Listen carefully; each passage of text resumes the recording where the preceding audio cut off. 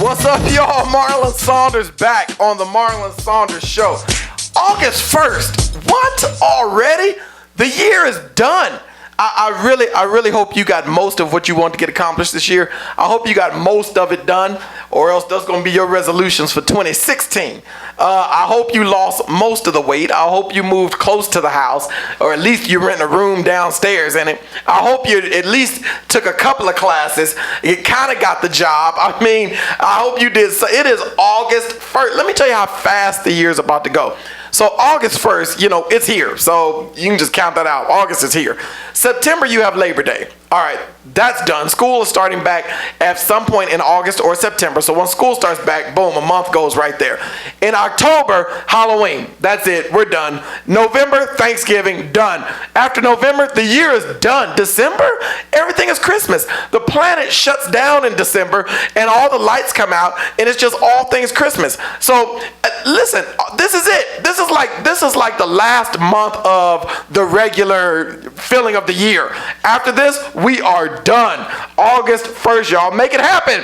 Now, if it's not happening for you, make it happen. Make some things happen. I told you earlier in the show, if you're listening, my kids make fun happen. They don't wait for fun to come to them. They bring fun to it. And so if you're waiting on it to happen to you, no. You got to happen to it. You got to make things happen. Now, here's what I want to talk about before I run out of time. Greatness. There is greatness on the inside of you. You are a great person. Watch this. How can I say that with such confidence? Because God is a great God. And everything God does and everything God creates is just great. Watch this. God created the sun. The sun is great. I mean, the sun is not, that's cool with the lights and the fire. No, the sun is amazing. The sun is great. Then he says, because I don't want it to just look like this all the time, I'm going to bring it down. I'm going to bring something else up. He called that the moon. The moon is great. The sun is great. The moon is great. Created earth. Earth is great. The waters are great. The land is great. Everything God does is great. So a great God who created a great sun and a great moon and a great earth did not get average when he created you, because that would be against his greatness. When God created a great sun and a great moon and a great earth, he created a great person when he created you. The problem is we have yet to tap into the greatness that's on the inside of us, because we tend to think less of ourselves than even God thinks about us. When God looks at us, he goes, wow, I really outdid myself with that one. When we look at ourselves, we see, I wish this was different. I wish that was different. I don't like this. I don't like that. How come this isn't happening? But let me tell you something. There is greatness on the inside of you. So now, if we can agree that there is greatness on the inside of us, and in fact, we are a great person, the question has to become, how do I access that? How do I tap into that? Listen, on this planet, there's no big I's and little U's, as my mom used to say when I was coming up. We're all human beings. We're all God's creations. There's no wonderful people and you okay. No. And listen, God did not create us to just make it from paycheck to paycheck. God did not create us to just be average. God did not create us to just kind of get by. He created us to leave a footprint. He created us to leave a legacy. He created us to do some damage in a good way. In other words, when you have gone on to the other side, people ought to know you lived. They ought to know you existed. They ought to know you were here. That's why God created you. So how do I do that? Number one, guys, be confident in who God made you. There are billions upon billions upon billions of people on this planet. And do you know no two people have the same fingerprint? No two people have the same fingerprint. You want to know why? Because even in that, God is reminding us that all of us are unique. All of us are different. All of us have our own identity. And so in that, God is showing us, I made you not like anybody else. Even twins, they're different. Triplets, they're different. Even if they may look alike in most areas, they're still very much different. And so here we go. Be confident in who God made you. What does that mean? Don't try to act like anybody else. Don't try to be anybody else. Appreciate the things that other people can do, appreciate their gifts, appreciate their talents, but understand that's them. That's not you. The one thing I don't care too much when it comes time for Halloween is, this whole dressing up like other people. The only reason I don't care too much for that is because in some cases, not all, we feel more comfortable as that other person than we do us. And so when the makeup comes off and the mask comes off and the clothes come off and we put back on our clothes and put back on our stuff, we're not as confident, not as sure, and oftentimes not having as much fun. But I really believe if you knew how awesome you are, you're supposed to look like that. You're supposed to have that personality. You're supposed to have those traits and characteristics. You are bomb in your own right. I'm telling you, you have everything you need already inside you. So be confident in that. You don't think like anybody else. You're not supposed to. You don't write like anybody else. You're not supposed to. You don't talk like anybody else. You're not supposed to. You're supposed to do you. Sometimes the greatest enemy is the inner me. The inner me that tries to talk me out of being who I am, tries to talk me out of tapping into the greatness that God has placed on the inside of me. If you just focus on you and tap into what God made you, oh my gosh, the world will open up for you that you didn't even see before. So be confident in that. Now watch this. Be confident in who you are. It's okay. You're supposed to be that height. I used to be mad because, I'm 5. I like to say 5'10". My wife says, I'm pushing it. She says, you stretching it. Whatever. She don't know. I'm 5'10". I don't care what anybody says. I'm 5'10". I went to my doctor, and Dr. Pepper, and doctor told me that I was 5'10". So whatever, 5'10". So I really wanted to be, now if I could have it my way, I really want to be 6'4", 6'3", 6'4". My brother-in-law, man, he's 6'6". 6'6". Everywhere he goes, he's ducking down. Everywhere he goes, people are like, man, you tall. Look at, nobody has ever come up to me and said, wow, you're tall. They come up to me and go, do you know what time it is? That's about it. I look like I know the time. And I look like I know where the eggs are. You know where the eggs are? So, but my brother-in-law, Jay, tall, 6'6". My father-in-law, I think he's like 6'1", 6'2". But my wife's side of the family, the men are tall on her side of the family. I wanted to be that when I was a little kid. I told my dad said, how tall do you want to be when you grow up? I said 9'11". We were sitting in a drive-through going to McDonald's. I looked up and I saw the clearance was 9'11". I said, I want to be 9 feet 11 inches. And then I looked at my dad. I said, do you think I'll be that tall? My dad, being the dad that he is, just looked at me and said, that would be something. He didn't squash my dream. He didn't say, man, are you crazy? Do you know how tall 9 feet? See, obviously you don't know what you're talking about. When I get back home, I'm going to pull out the measuring tape so you see how ridiculous you would look being 10 feet tall. The Goliath? No, he didn't say that. He just said that would be something. And he left it at that. It's like the time I asked him, who does he think will win out of Superman and Jesus? I didn't know. I was 5 years old. I said, Dad, who would win out of Superman and Jesus? And he said, that would be something. That was his answer for every time he didn't want to squash my dreams.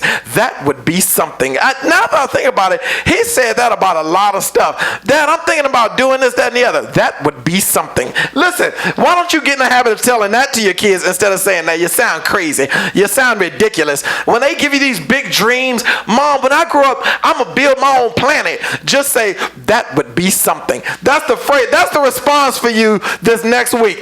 That would be something. Even to your friends, when they tell you, man, I'm thinking about running for president of the United States, just tell them that would be something. That's all you have to tell them. That's your response to everybody who says stuff where you really want to say, man, you done lost your mind. You need to put the bottle down. Just tell them that would be something. All right, so here's the other thing. Be confident. Be confident. Be confident. Here's the second thing you need to do.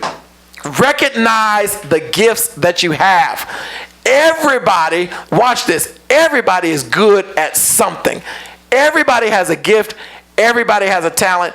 Everybody is good at something. Find out what you're good at and work it, man. Work it. Listen, growing up, my gift was drums. I was good on drums. I could play the drums.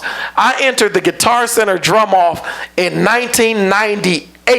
And guess what? Won the whole thing. The whole national competition.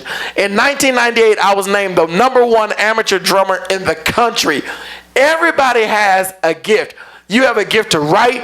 You have a gift maybe to cook. You have a gift to, there's a lot. I mean, the list goes on and on and on and on. But everybody's good at something. Rock it, rock it, rock it. Pay attention to it. Pour into it. Cultivate it. Build upon it. What are you good at? Maybe you say, I'm only good at making sandwiches. Well, you know what? Make some sandwiches, wrap them up, and start selling them joints. Go down to the office buildings and get you a cart. You may say, I don't have money for a cart. Put them in a box. Put them in a box. Take them down to the office building. Get your sandwiches, $1 sandwich, $1 chips. Get your sandwiches. Maybe you can make a mean salad. Man, package your salads up. Go down to the office building and tell them, y'all, I got salads out there. I got your Caesar salad. I have your Mediterranean salad. I have your Greek salad. I have your wedge salad. I have salads outside. I'm selling them for $5. Work your stuff, or it's about to get good. I got to go to break right here. Listen, be confident in who you are. Work your gifts and your talents. I got about 4 more things when we come back from break, and I'm going to help you tap into the greatness. All right, y'all, get something to drink. Go use the bathroom. I'll see you in a couple minutes. Marlon Saunders on the Marlon Saunders Show. Boom, Marlon Saunders back here on the Marlon Saunders Show. K-Hits, KHTS, AM 1220. This is Santa Clarita's hometown station, y'all. Again, KHTS, AM 1220, K-Hits. This is Santa Clarita's hometown station. And I'm excited to be on the station of my hometown. Santa Clarita, California is home to Marlon Saunders, and I'm happy to be home this weekend. So here's what we're talking about. We're talking about how to tap into the greatness that's on the inside of you. Number one, be confident in who you are. Be confident in who God made you. You're supposed to be like that. You're not supposed to be like anybody else or act like anybody else. You were not created to just fit in. You were created to stand out. You weren't created to go with the flow. You were created to create the flow. And so make the flow, create the flow. Recognize your gifts. You're good at something. You're talented at something. Now watch this. The third thing, focus on what you do have, not on what you do not have. All of us want more of something. We want more money. We want more connections. We want more reach. We want more of something. You will get those things as you begin to work what you already have. I was talking to somebody the other day, and they were talking about, if I just have, X amount of dollars, and I said, look in your garage. You have that stuff in your garage. You have one good garage sale, and you will double what you said you just needed. And so sometimes we focus on what we don't have, and we forget what we do have. Don't ever be so focused on what you don't have that you neglect what you already have. You already have something. Listen, whatever you don't have, you don't need right now. I know you feel like you need it, but because God knows what he's doing, and because he's in control at all times, he will give you everything you need in order to make it from now into the next place he wants you to be. All right, so now you're confident, you know your gifts, your talents, you focus on what you do have. Why do I have to be in this place where I'm confident? Why do I have to be in this place where I'm very aware and focusing on my gifts? Why do I have to be in this place where I focus on what I do have? Let me tell you 3 things, and I'm out of here. Number one, because God has placed a need around you. The first thing you have to be able to do in order to tap into the greatness around you is see the need. There's a need around you. You're good at sandwiches. Somebody around you needs a sandwich. I mean, there's a need. Let's say your thing is music. You're good at music. Somebody around you is looking for some live music to come to, or a DJ, or a place to have a party or a social gathering, or they need and they're looking for what you have. There's a need around you. To be honest with you, there are over 90 churches in our valley, but I'm not concerned about how many churches there are, because I know that every church meets a need that God has placed in our community. So it'd be crazy for me to look over at somebody else and go, oh, they're doing so well, or I want to be like them. That's missing the whole point. The point is function in your need, and God gives you the people that are assigned to you based on the need that you're meeting, or he's needing for you to meet in their life. So right now, people are assigned to you by God. So see the need around you. There's a need around you right now. Here's one way to recognize the need. What is it that makes you mad? What is it that upsets you? What is it that you wish you could fix? That's a need that God is probably calling you to fix. What is it that when it's done wrong, it just totally upsets you? When it's done wrong, you're like, I can't believe they did that like that. Well, may I submit to you that the reason why you're so vexed and so bothered by it is because it may be part of the need that God is calling you to see. Now, after you see the need, that's not enough. You have to feel the need. There's a difference between being sympathetic and being empathetic. Being empathetic means I can feel the pain. I can feel what's going on. Now, let me just throw this out there at you. It's impossible to feel the need if you don't have compassion. So, in other words, there is a need for, let's just take, for example, school is starting back and children are going to need school supplies. There's a need out there because not everybody just has it like that to get school supplies. There's a need out there. I have to see that some children are going to need some school supplies going back, but I can't just see it. I have to feel it. In other words, I have to feel, what if I was that child? What if that child was my child? I have to feel it like that. Once you feel the need, you begin to become one with that need. So now I'm not just making sandwiches because I'm good at it. I'm making it because somebody somewhere needs what I have, and I can feel that. Now, after I see the need, after I feel the need, the next thing I need to do is meet the need. Meet the need. If you have the ability to meet a need, meet it. You know, I get great lessons on this. Seems like every day, but really once a week. I'll be somewhere, and someone will come up to me and they'll say, "Excuse me, sir, do you have $1? Do you have whatever? Can you buy me something to eat?" In the past, I would look at them and I'd be like, "Ugh, get away from me. No, I don't have any money. I don't have any." Man, God really convicted me of that, and I really started to feel bad because here's the thing. I actually had it. It wasn't like I didn't have it. I actually had it. I just put a wall up because of certain judgments or certain ways of thinking, and God was telling me, listen, it's not up to you to police people. It's not up to you to judge people or anything like that. If you can meet a need, meet a need.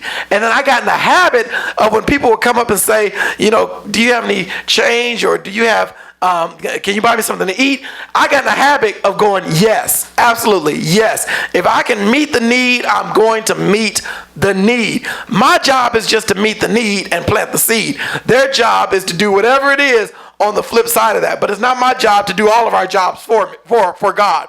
And so meet the need. If somebody's hungry and you can feed them, feed them. If somebody's naked and you can clothe them, clothe them. If somebody's discouraged and you can encourage them, encourage them. If somebody is homeless and you can house them, house them. Meet the need. See the need, feel the need, and meet the need. Let's run back over this. Tapping into the greatness that's on the inside of you. Be confident in who you are. Recognize your gifts. Focus on what you have, not on what you don't have, but on what you do have. Let me tell you, you focus on what you don't have, that will consume you, and you'll have a miserable life, and you'll miss out on so many wonderful opportunities and things because you just focus on what's not going right. After you get those things, you see the need around you. You feel, F-E-E-L, you feel the need around you. You meet the need around you. I hope that helped somebody. I know it helped me to tap into the greatness that's on the inside of me. So I hope that helped somebody today. Listen. Big month again coming up for the month of August. The month of August, we are bringing on our incredible city officials, you know, one by one, but our incredible city officials. I'm excited to have the mayor, Marsha McLean, the mayor of Santa Clarita, Marsha McLean. She's coming on the show in a couple of weeks here on the Marlon Saunders show. And then the incredible, the awesome Bob Keller. Love this guy. Bob Keller is coming on the show to talk about some things going on, some projects that are happening. I'm really excited about that. And then Lorraine West, she's coming on, one of our other city officials. It's going to be a great month in August, just a fantastic month. I want to invite you on August the 22nd at Bouquet Canyon, I'll find it out. But on August the 22nd, our church, Valencia Christian Center, we're having an event called Softball Under the Stars. I want to invite you out. That's a Saturday, August the 22nd, Saturday, at 4 p.m. 4 p.m. Bridgeport Park. Thank you. Bridgeport Park is where it's going to be. Everybody's invited. We're going to have a lot of food, a lot of games, but here's a chance to just make some friends and socialize and have a lot of fun. And so again, that's Saturday, August the 22nd, softball under the stars at 4 p.m. at Bouquet or Bridgeport. I keep wanting to say Bouquet because that's where it was going to be at first, but at Bridgeport Park. What is wrong with me this morning?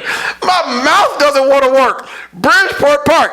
I got to go. It is a good thing I got to go because I can't even hardly talk. Tarina Thomas, Entourage Hair Salon, thank you. I Define Me, Ashaki Rucker, thank you. Latte Life, that's Charlotte Merritt presenting her conference, Pain to Power.